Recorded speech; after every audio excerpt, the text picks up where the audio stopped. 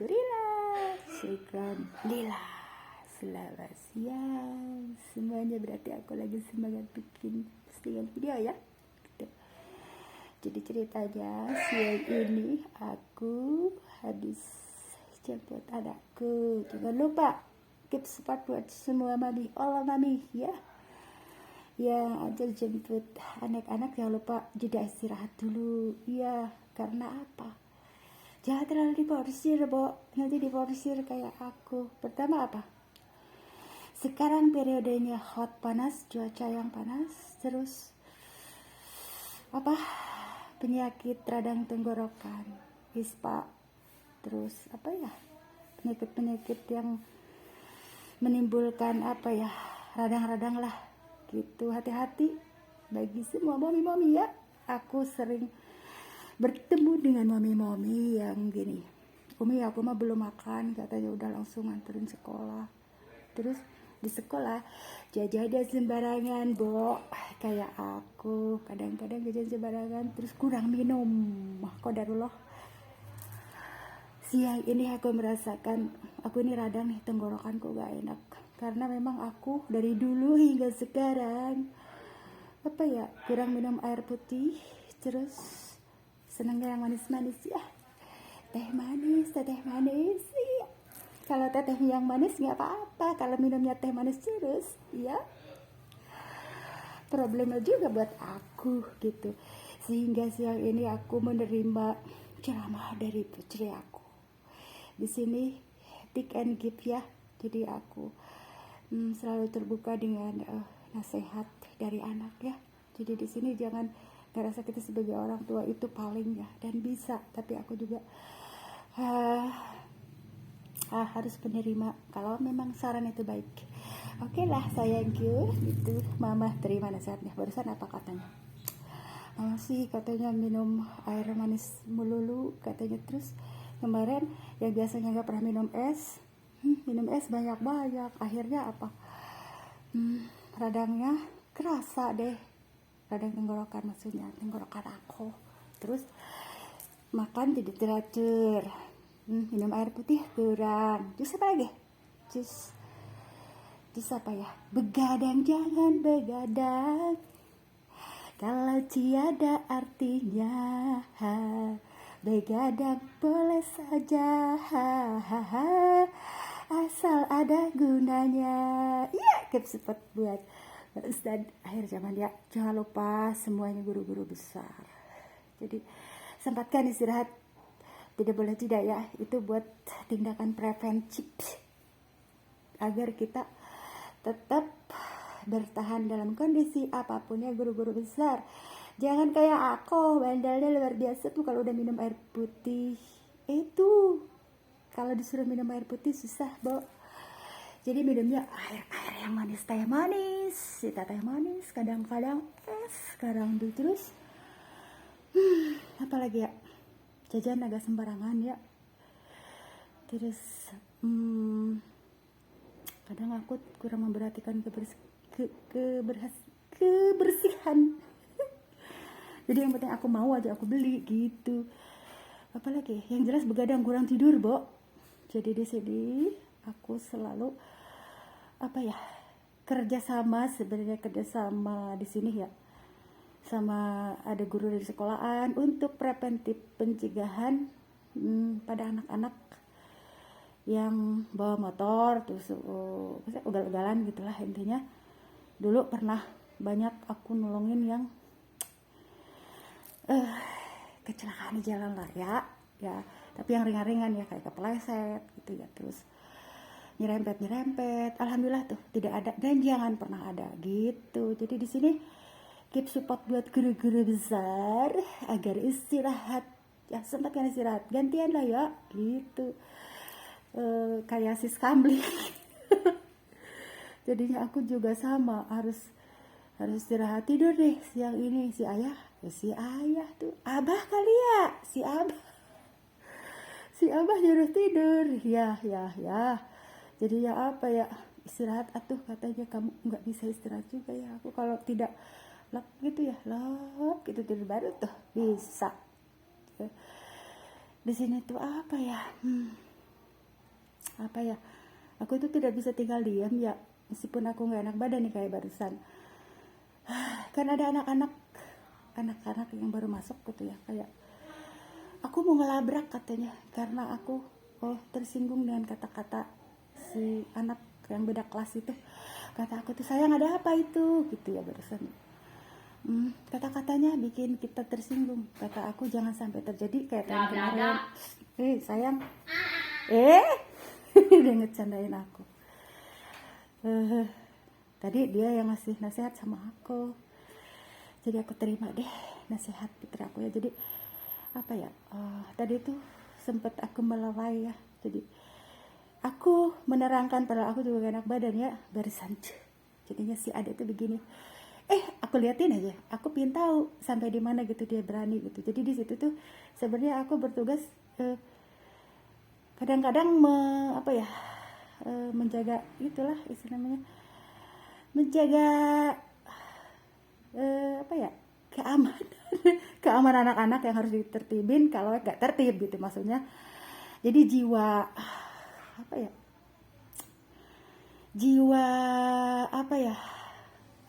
jiwa pengurus.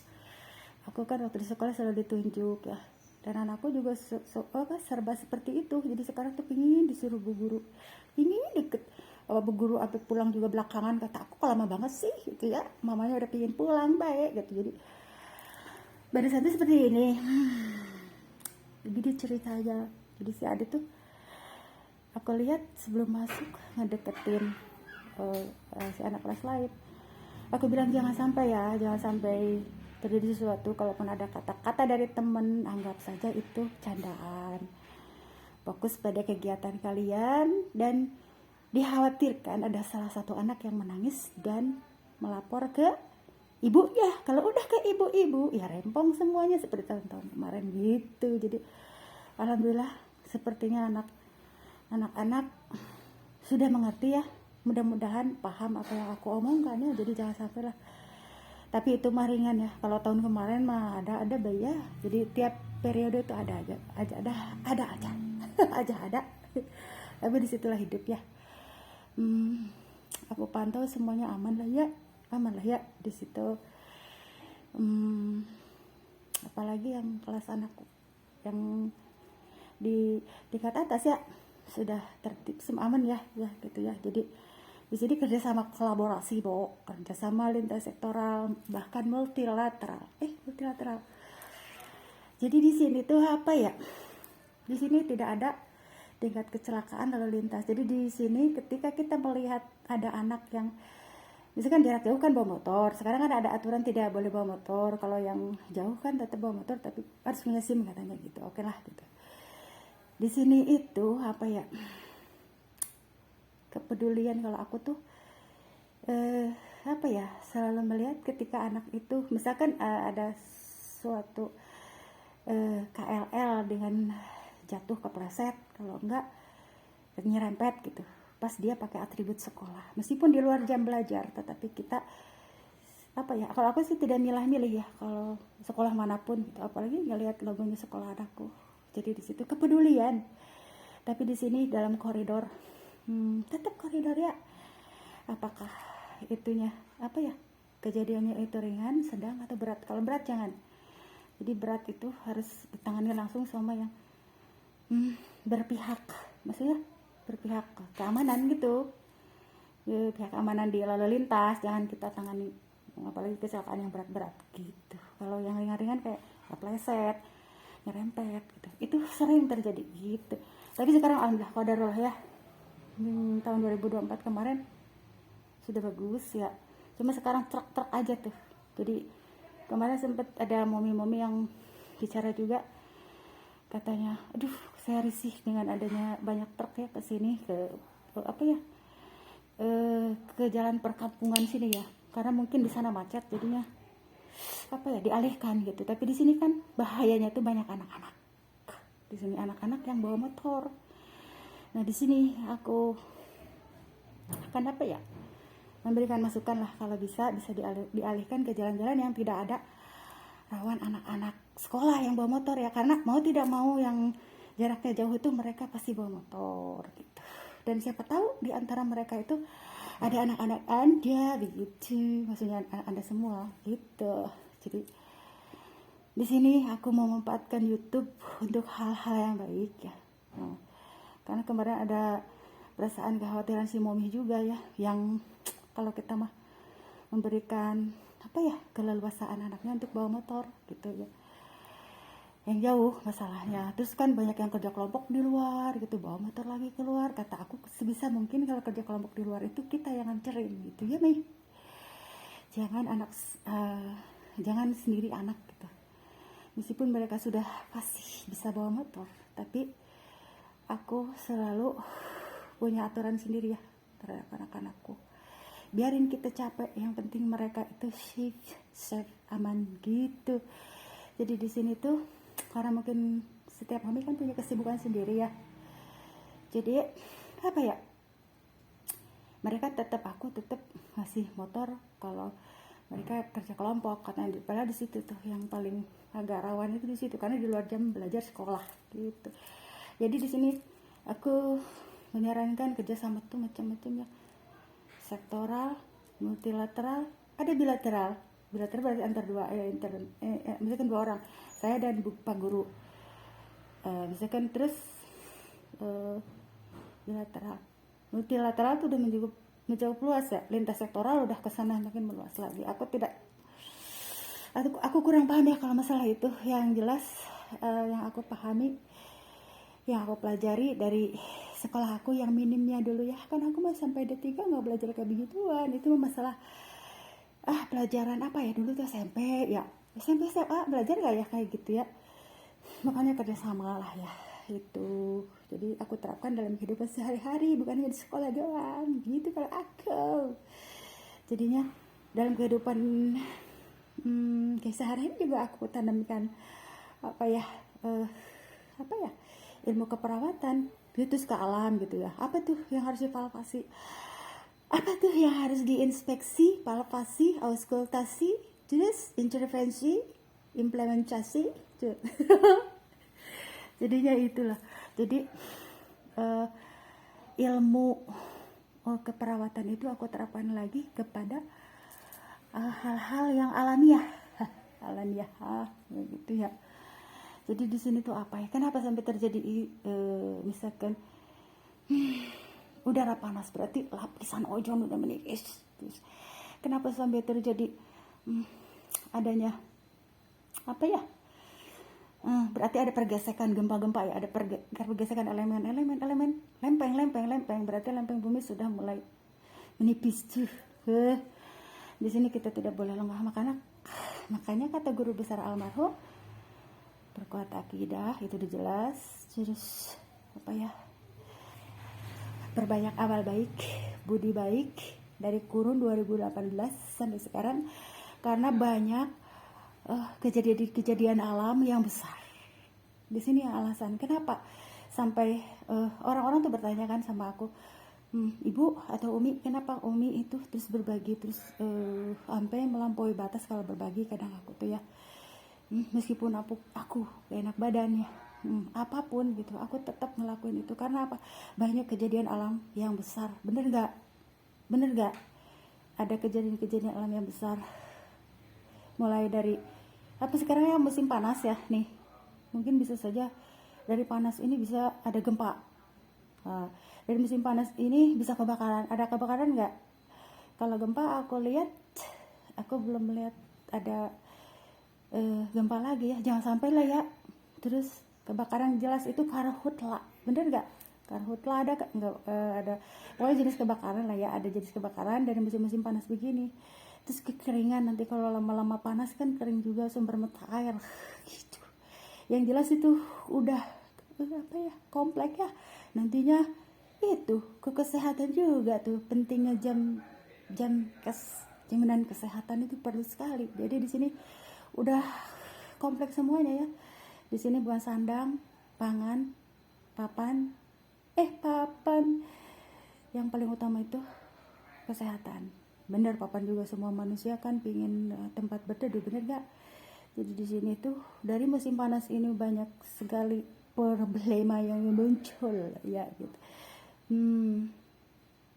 kasus virus corona mungkin bisa jadi ada tapi tidak mencuat ke permukaan ya, hanya kita menganggap ya gitulah hal-hal yang biasa, tapi sebenarnya ada sebenarnya ya, dan mudah-mudahan tidak semua orang bisa mengantisipasi dengan caranya masing-masing. Di sini diperlukan lagi, digalakkan lagi kayak minuman herbal ya, seperti kunyit jahe, terus itu temulawak,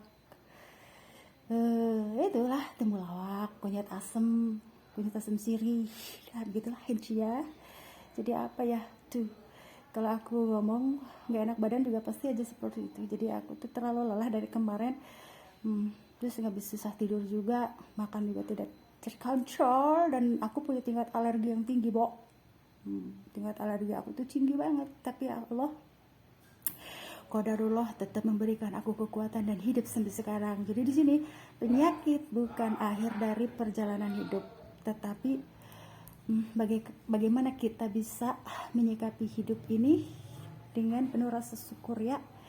Jadi penyakit juga tidak dirasa ya, kita punya hipertensi ya, ceria aja, yang penting kemana-mana bawa vitamin. itu yang aku alami ya, makanya kalau di tas aku pasti ada vitamin, Robion kalau dulu. Karena sekarang makan budget buat vitamin yang harganya tinggi aku kurangin ya, karena aku memikirkan tambahan buat ya ngebantu dikit-dikit ya, sedikit ya, ngebantu anak-anak gitu, uang tambahan jajan sekolah ya, intinya di situ. Jadi selalu ada obat-obatan, sehingga kebiasaan dari sehari-hari ini aku bawa waktu umroh sama haji. Terus begini, aku pikirkan aku nggak bakalan sakit kepala, tapi aku bawa lembaran paracetamol. Datang ke sana itu aku berbagi obat, nolong yang sakit kepala, sebentar sakit kepala. Itu kan ada si Neng itu ya, waktu itu si Neng yang belum nikah, terus aku sakit kepala terus ya udah aku kasih paraset ya. Jadi aku menyiapkan obat itu buat menolong yang pada sakit kepala begitu. Jadi aku membawa kacamata 2 juga buat itu sebenarnya. Jadi buat buat menyenangkan hati momi kan di sini kayak gini. Berapa sih harga kacamata ini gitu? Ini kan 15.000. Nah, tapi aku juga punya kacamata pengasihan, bukan pengasihan ya, dikasih maksudnya. Harganya itu 1 juta, ada 2 juta, tapi dikasih, berarti itu bonus dari Allah ya. Kalau aku bertemu dengan orang-orang yang dermawan, baik hati, jadi ada pasangan suami istri yang memberikan aku kacamata yang mahal, dan aku nggak mungkin bisa beli, sengaja beli ya kacamata yang mahal. Waktu itu aku bawa 2 tuh ya, jadi bawa 2 buat spare, nggak tahu datang ke sana. Pas di Madinah itu begini, aku pengen sekali pakai kacamata mahal katanya. Dia pakai kacamata ini juga yang kayak ada mereknya tapi masih di bawah 100 kali ya, jadinya jadi pingin yang lebih mahal. Yang punya kakak itu kok bagus, aku punya 2 kata. Jadinya aku pinjemin, dan kita bisa berfoto tuh di Madinah waktu itu. Jadi itu cerita umroh aku. Jadi di sini umroh atau haji itu perilaku kita, kebiasaan kita di sini akan dibawa ke sana gitu, perilaku. Dan kita memohon perilaku yang baik ya, yang Allah perlihatkan, jangan yang buruk. Makanya kan di sini sebelum masuk ke Mekah itu, kita dalam hati kita, ya Allah tobat gitu dari semua kesalahan maksiat zaman kemarin gitu. Jadi kata Allah tutup kalau kita mau tutup buku langsung jadi orang yang tadinya mau misalkan menggibah kita ya, karena dalam menggibah atau ngomongin kita karena sesuatu hal mungkin ya, jadi diem semenjak kita aku mau masuki pintu Mekah, di situ diem. Jadi Allah perlihatkan langsung, ini loh jenis orang ini begini loh gitu. Jadi itu umrah atau haji itu bukan sembarangan perjalanan tur ya, tapi murni benar-benar Allah memperlihatkan ini orangnya jenis apa, seperti apa gitu. Jadi ketika masuk pintu Makkah, kan aku kan ke Madinah dulu. Nah, ketika masuk Makkah itu semuanya jadi Allah perlihatkan seperti apa gitu. Intinya di situ, dan di situ kita memohon apa ya, kebaikan dunia akhirat lah ya. Itu. Jadi apa ya? Sampai kita aku berdoakan, ya Allah, aku membuang inilah perilaku yang buruk dan ingin membawa kebaikan-kebaikan ke negeriku gitu. Dengan apa ya, dengan kemampuan kita lah, ada di bidang hijab, di bidang prestasi anak, di bidang apa ya, penyayang lingkungan gitu. Dan ada periodenya, aku sekarang tenaganya udah gak kuat mengolah 2 kapling belakang, dan hasilnya aku bagi-bagi. Sebenarnya itu bukan menanam ya, bukan sengaja menanam, tetapi aku menolong tanaman yang terbengkalai ya. Jadi di situ hikmahnya, aku punya kebun 2 kapling waktu itu. Sebenarnya bukan punya aku ya, anak-anakku lah ya. Aku hanya ketitipan buat mengolah lahan, karena daripada lahannya menjadi tempat sampah gitu ya. Jadi aku olah tuh pulang umrah tuh. Terus waktu itu kan musim hujan, jadinya benar-benar luar biasa ya. Jadi di situ sekarang periodenya aku harus banyak istirahat karena fokus ke kesehatan aku. Jadi hidup ini ada periodenya ya. Periode aku berkarya, periode aku apa ya istilahnya, untuk melakukan hal-hal yang berat, seperti aku mencangkul. Sekarang udah gak bisa mencangkul karena sepulang umroh itu apa yang gue pegang tuh cangkul. Jadi kalau misalkan kesal, sedih, yang dipegang tuh cangkul ke belakang, udah rapi-rapi. Akhirnya menghasilkan apa? Pisang gitu ya, singkong gitu. Terus aku berbagiin ke tiap blok, blok-blok perumahan maksudnya. Jadi itu namanya mengolah emosi yang positif. Jadi begitulah, kan dalam hidup ini ada kitanya lagi marah, lagi sedih, jadi menghasilkan sesuatu gitu. Tapi sekarang tidak bisa nih, tidak bisa full tenaga, karena kesehatanku yang harus diutamakan. Sekarang lebih prioritas ke anak-anak, terutama anak-anak yang baru mau berkembang begitu. Karena sebagian anak-anakku sudah berhasil, alhamdulillah ya, puji syukur. Dan aku harus fokus sama yang baru berkembang gitu. Jadi ya itulah yang ingin gue sampaikan siang ini ya. Sudah dulu ya, aku mau sholat dulu nih. Aku lagi kurang enak badan, tapi qadarullah, sholat itu tidak boleh berhenti, meskipun lagi gak enak badan, mau itu mau berdiri, mau duduk, mau rebahan. Allah itu maha tahu ya keadaan kita ya. Jadi di sini berarti aku dituntun sama Allah untuk ya gitu, minum air putih katanya gitu. Kayak waktu aku umrah itu kan aku dituntun terus untuk ini, setiap ada keran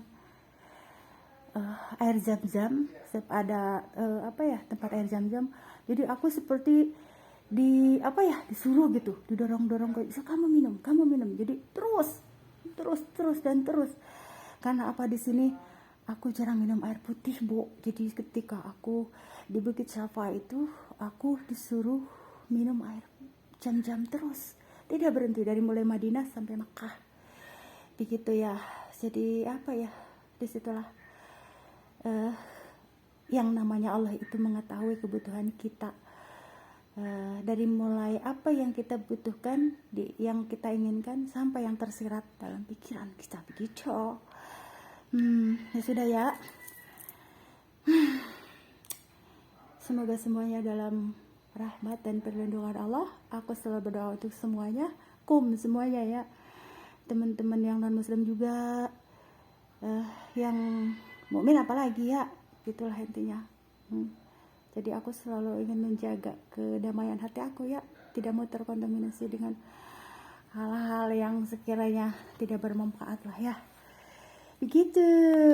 Assalamualaikum semuanya. Salam semangat dari si Umi Gaul. Enggak ya, di sini tuh aku selalu menceriakan para balita tuh. Aku hari ini belum ketemu sama si dede-dede balita tuh, biasanya rame. Kalau udah ketemu aku pada kisbay, pada apa nggak tahu ya. Mereka bukannya takut tapi malah seneng gitu ngelihat cadar aku. Sudah ya. Assalamualaikum semuanya. Assalamualaikum juga suami aku. Cinta.